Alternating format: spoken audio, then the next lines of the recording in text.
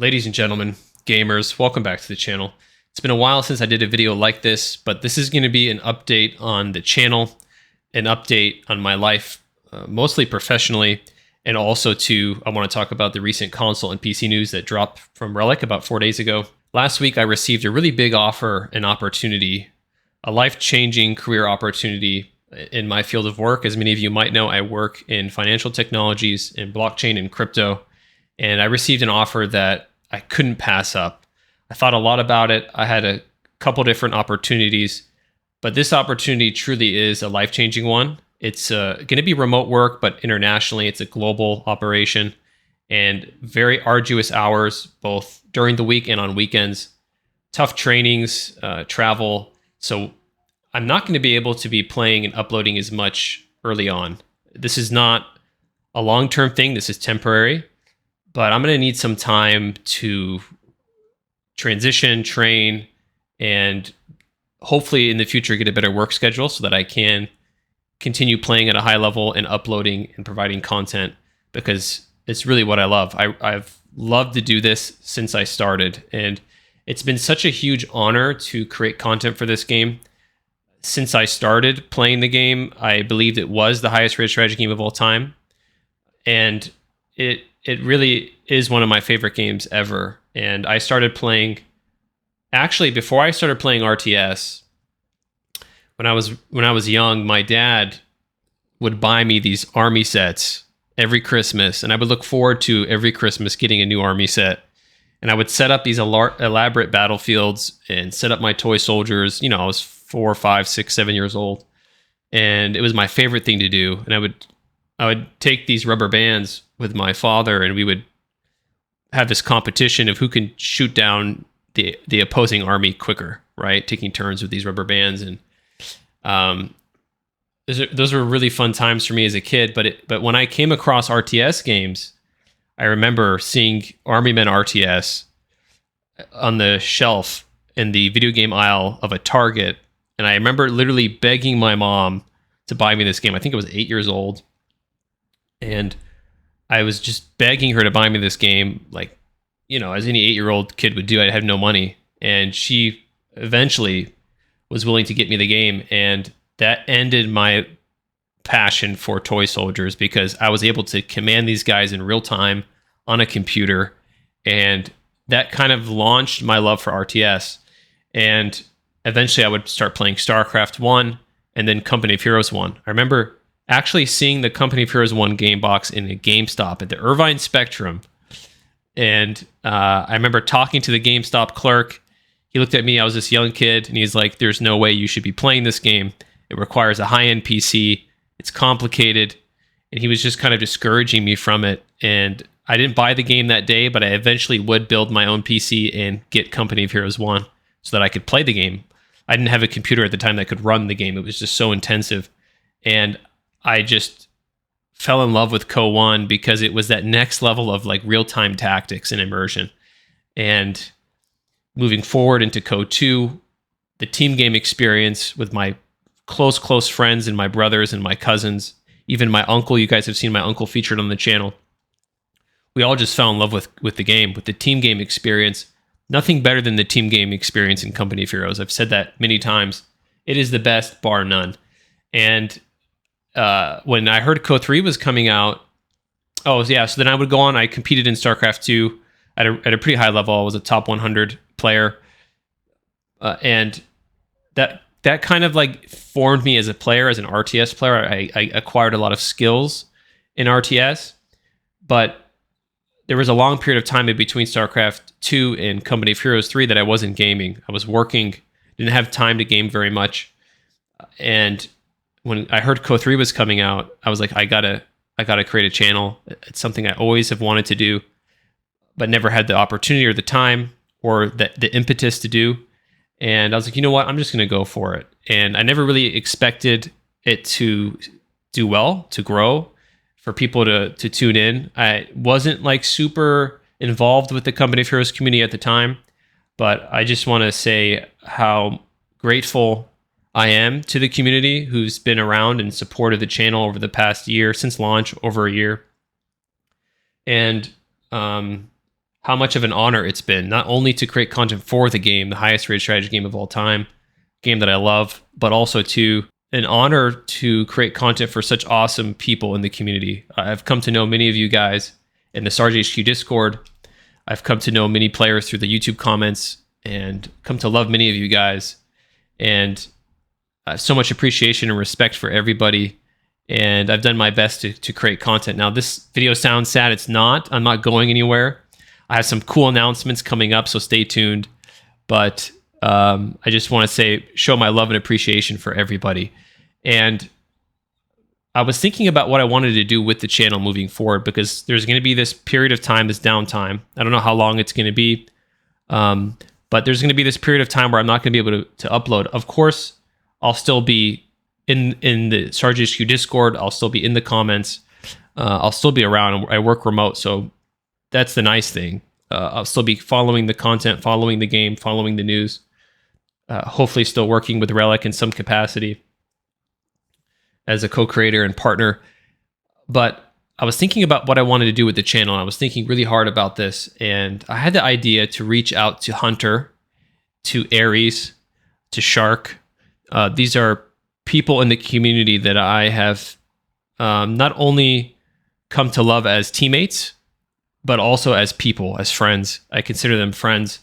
And, you know, what's been so amazing about this community, the Co3 community at large, but also the Sarge community in our Sarge Discord, is that the people there are not just great players, but they're passionate people about the game, but they're good people, you know. And I've come to create many of my friends online over the past decade, and it's just so cool to meet people from different walks of life, great people that I love and respect, and to be able to play with them, to compete with them, to team up with them in a game. Co3 really brought us together in that way. So I couldn't have done this without them, without the support from the Sarge HQ community, the Sarge squad community.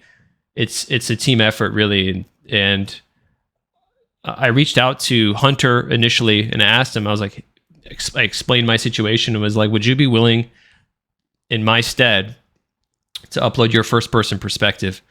And he was willing to do that, which is awesome, because guys, Hunter in particular, when it comes to 3v3s and 4v4s, I consider myself a high level player, but it wasn't until I met Hunter and sat down with him and started teaming up with him and playing with him and getting feedback from him that I really improved and hit that next level. And I know I'm not like a top 20 player, but he really was a big part of me improving. And he's one of the most insightful players I've ever come across. He's extremely knowledgeable of the game, extremely passionate about the game. He's I think he's rank 1 4v4 with Dak, and he's top 10 in every other faction game mode. Just one of the best players you'll come across, and a great person. I've come to know him as a friend.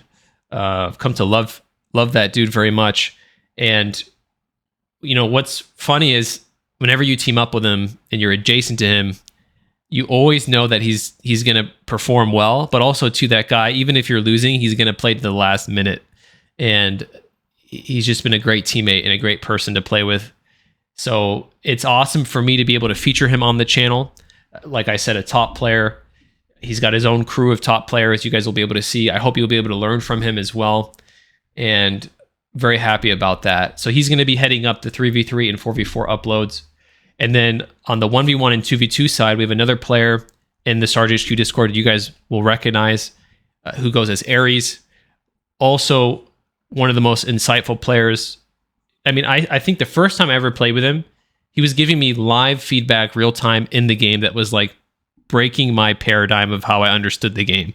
And I was just like, damn, you know, like just an amazing player. 1v1, 2v2. I think he's top 20 1v1 or he could be in the top 10 easily. He's younger, much younger than I am. Works full time, still in the top 1v1 ladder and bracket. Awesome dude, awesome teammate. Another player that I have a lot of respect for and am honored to feature on the channel. So Aries will be heading up the 1v1 and 2v2 content. So I'll be uploading their content from a first-person perspective, just like I play for mine. I'll be doing the intros, the preface, the editing on all the videos, so you guys will still hear me, and I'll still be around, but I'm going to be uploading their perspectives. Now, this is part of a Sarge Squad rebranding during this time, and we'll see what happens. I could be uploading from other players in the community, could have some other ideas. I have some ideas that are pretty interesting. Many of you guys know Shark, one of my favorite people in Co3 in the whole community. He also has a YouTube channel. He's got a lot of ideas as well. So I'll be collaborating with Shark, Turtle War as well. We have some amazing people in the Sarge HQ Discord. So a lot of ideas. This is just a temporary thing, not long term. By the time that I'm back at a consistent pace, uploading again and creating content, Co3 will probably be in an even greater place. Now, I want to say to the console community, my heart goes out to you guys, because it's just such a bummer to see the console game lose support after everything the game has been through.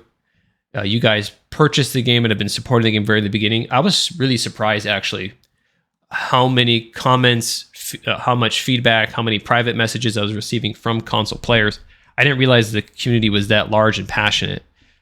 So my heart goes out to you guys. I grew up playing console RTS, like I said, and it's a great experience. It's such a bummer to see actually good RTS games like Company of Heroes 3 lose support, because console doesn't really have very many good RTS games. You have Halo Wars, you have Age of Empires, and then you have Co3. So such a bummer to see.